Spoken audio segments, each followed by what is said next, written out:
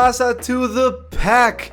It is Pack here, and in today's video, do you remember the video I made where I was talking about Charles Barkley, literally like a couple of videos ago, where I talked about Charles Barkley and how they don't have the rights to him anymore? Well, that happens every single year. They lose the rights to legendary or former NBA players all the time, every year, and NBA 2K21 is no different. There are 18 players that were removed from 2K because they lost the rights, and I want to talk about them right now. But before this video starts though, be an OG, join the pack, and subscribe. Let's get to 300,000 subscribers. Okay, so starting at number 18, it is Dante Cunningham, former Spurs player, has retired from the NBA, and so whenever they retire, 2K has lost the rights to this player, so he is no longer playable in 2K. He was a free agent, I think, in the game you could use him, now not anymore. At number 17, it is Omar Asik. He was a Turkish NBA player. I used to do these national teams where I would get like the best players of every country, so like Italy, Turkey, etc. And I would have him on the Turkey national team. So it kind of sucks to not be able to have him on the team anymore. So we did lose Omar Asik as well. At number 16 is John Lure, another player that we lost. He was on the free agency like tablet where you could pick up players for your My League or My Team, and he was a solid backup center or power forward for that, and it sucks to not have him. At number 15, it is Jared Bayless. We lost Jared Bayless.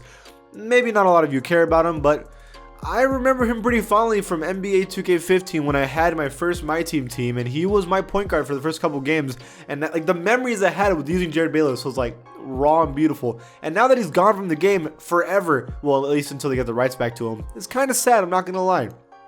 At number 14, it is Channing Frye. This is kind of the first player that really is starting to get important because he was on the historic Cleveland team that won the NBA championship with LeBron James.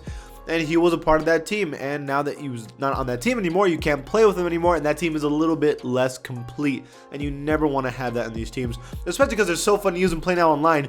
Having backup players or bench players is essential. You need that backup small forward or power forward with Channing Frye, and now you don't have him anymore, and that kind of sucks. At number 13, it is Raymond Felton, former Knicks point guard. That was what he really was known for, and he also played for the Mavericks and a couple other teams, but those are the two teams he was known for playing the most with. He was a great NBA player. He was a little thick, and he was kind of short, and he was mid for the most part, but he had a solid career, a long career, and a decent one. And I mean, I know this isn't the biggest name that we lost on this list, but still, it is important that we lost him, and it sucks that we can't use him anymore. At number 12, it is Ian Clark. I used to say all the time that Ian Clark literally could be the best player on another team, because when he was with the Warriors, I swear, he was a demon. He was scoring anytime he touched the basketball. It wasn't a lot, but every time he touched the basketball, he was scoring the bucket. And now he's not in the game anymore, and he's important because in the 2015 Warriors that won the championship, he was on that team, and now you can't use him anymore for that team, and you don't want to be losing the backup point guard for one of the best teams to use in 2K. I'm just saying. At number 11 is Sean Livingston, another Warrior from the 2015 championship team who we lost, and he has one of the best mid-ranges in the game, and he's a solid defender for a point guard position. So again, you don't want to lose these players because they were fantastic. He was also great on the Clippers earlier in his career. He was known for a terrible injury, but still, at the end of the day, losing him sucks a lot because he was on that 2015 Warriors team. And if you need some defense on the perimeter end and you want to replace Curry, you could have used Sean Livingston, and now that's not really an option anymore. At number 10, it is one of the dirtiest players ever, Zaza Pachulia. Good riddance. No, but in all seriousness, we did lose Zaza Pachulia. He was again on that Warriors team 2015. He also purposefully hurt Kawhi Leonard, and that's why he left the Spurs, and that's where we're at today. I'm still salty, but it is what it is. Zaza Pachulia is still a very known name in the NBA for no matter the reason. So it sucks to lose a legendary player, someone that we all kind of know. We lost him in the game. At number 9 is Timothy Mozgov. Timothy Mozgov was not only a great player for the Nuggets, but he also won a championship with Cleveland in 2016. He was also probably the second best player in that 2015 finals with Cleveland because Kevin Love and Kyrie Irving were injured. Timothy Mozgov played amazing in that finals, and he was, you could argue, the second best player on that team in that finals for the Cleveland Cavaliers. So it sucks losing him because he's an important player, believe it or not. and it's not cool losing players like that. At number 8, it is Andrew Bogut, one of the greatest Australian players of all time. He used to be on the all-time Bucks team. He was replaced by a lot of players, but he used to be on the all-time Bucks team, and he was also on the 2015 Warriors team.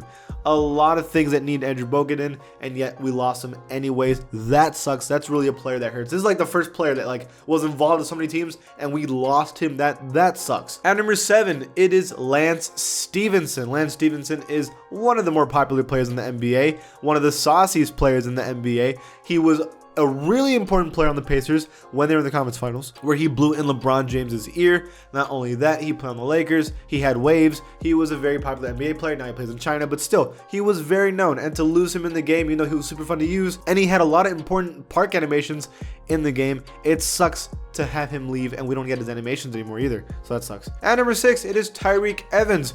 He was, I believe, Rookie of the Year for the Kings, and then not only that, had a solid career. It wasn't the best career, and I believe he got in trouble for drug use, and that's why he had to quit the NBA, but still, Tyreke Evans played well whenever he did play, so it sucks to lose him. One of the best beards in the NBA, and one of the better Kings players of all time, so to lose him, that kind of sucks.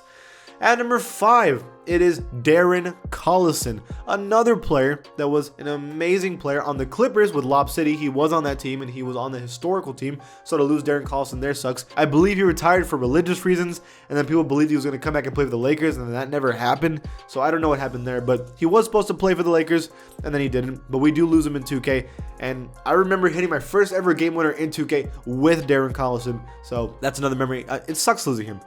At number 4, it is Devin Harris. Now we're talking about the all-time players. For example, Devin Harris, who was on the all-time Nets team for a while. He was a great player for the Nets for many years. And he was on the Mavericks for a long time. And I think he was on the championship team with the Mavericks, I believe. I'm not 100% sure. But yeah, that's another player we lost, and that sucks.